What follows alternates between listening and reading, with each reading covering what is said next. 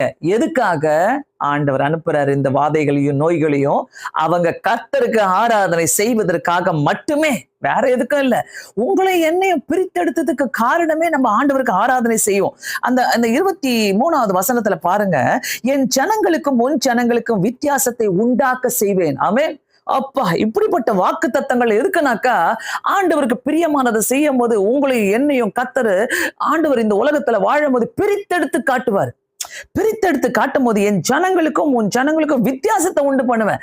ஆண்டவரை ஏத்துக்கிட்டு நல்லா ஜெபம் பண்ணிக்கிட்டு கிறிஸ்தவ வாழ்க்கையில வெற்றிகரமா வாழ்ந்து பாருங்க. டெய்லி ஜெபம் பண்ணி பாருங்க, டெய்லி வேதத்தை வாசித்து பாருங்க. உங்களுக்கும் மற்றவங்களுக்கும் ஒரு வித்தியாசத்தை கர்த்தர் உண்டு பண்ணி காட்டுவார். என்னைக்கோ ஒரு நாள் கிடையாது, ஏதோ ஒரு விஷயத்துல மட்டும் கிடையாது, எப்பொழுதுமே ஒரு வித்தியாசத்தை உண்டாக்கி காட்டுவார் ஆண்டவர். முகத்துல ஒரு சிரிப்பு வருது, முகத்துல ஒரு சந்தோஷம் வருது, சமாதானம் கிடைக்கிறது, எல்லாமே ஒரு வித்தியாசத்தை உண்டு பண்ணி காட்டுறாரு. ஏன் ரோட்ல போறோம், சும்மா போறவங்க, பக்கத்துல இருக்கிறவங்க, அங்க இருக்கிறவங்க, இங்க இருக்கிறவங்க எல்லாரும் சந்தோஷமா இருக்க முடியல. ஆண்டவரே, என்னை இவ்வளவு சந்தோஷமா வைத்திருக்கிறீரே, அதற்காக நன்றி இயேசு சுவாமி சொல்லும் போது ஆராதனை செய்ய தான் நம்மள ஆண்டவர் அழைத்திருக்கிறாருங்க. ஆண்டவர் பிரித்தெடுத்ததுக்கு காரணமே பல நோக்கங்கள் உண்டு. 10வது அதிகாரத்துல பாத்தீங்கன்னாக்கா, அதுல 3வது வசனத்திலையும் நிறைய இடங்கள்ல நான் பார்த்தேன், நிறைய என்னால எழுத முடியல.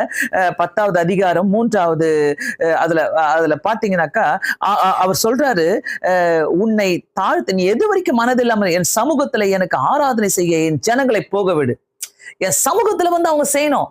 ஆண்டவர்கிட்ட கேட்கும் போது நம்மளை பிரித்து எடுத்து அவர்கிட்ட கேட்கணும். ஆண்டவரே, ஆண்டவர், நான் என்ன செய்யணும் அங்க கேட்கிறாரு. ஒவ்வொரு இடத்திலும் போய் மோசே கேட்கும் போது பார்வோனுக்கு முன்னாடி போய் நிற்கும் போது ஆண்டவர் பலத்தை கொடுத்து அனுப்புறாரு. அதனால்தான் அந்த எபேசியர் 5வது அதிகாரம் 10வது வசனத்துல கர்த்தருக்கு பிரியமானது என்னதென்று சோதித்து பாருங்கள்ன்றாரு. ஆண்டவர் தான் எனக்கு எல்லாமே கொடுத்திருக்கிறாரு, நான் போய் எல்லாமே செய்யலாமேட்டு மோசே செய்யல. எவ்ரி டைம், ஒவ்வொரு முறையும் ஆண்டவருடைய பாதப்படியில போய் உட்கார்றாரு. 9வது அதிகாரம் அதுல 1வது வசனத்துல நம்ம பார்க்கிறோம், 13வது வசனத்திலையும் பார்க்கிறோம். 1வது அதிகாரம், ஆராதனை செய்ய என் ஜனங்களை அனுப்பிவிடு என்று பார்க்கிறோம்.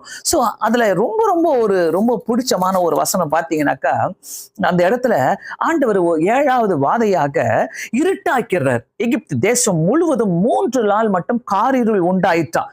அந்த 10வது அதிகாரத்துல 22வது வசனத்துல எகிப்து தேசம் முழுவதும் இருட்டாக்கிட்டு அந்த இடத்துல பாத்தீங்கன்னாக்கா 3 நாள் மட்டும் காரிருள் உண்டாயிற்று அப்படின்னு போட்டார். காரிருள் உண்டாயிற்று.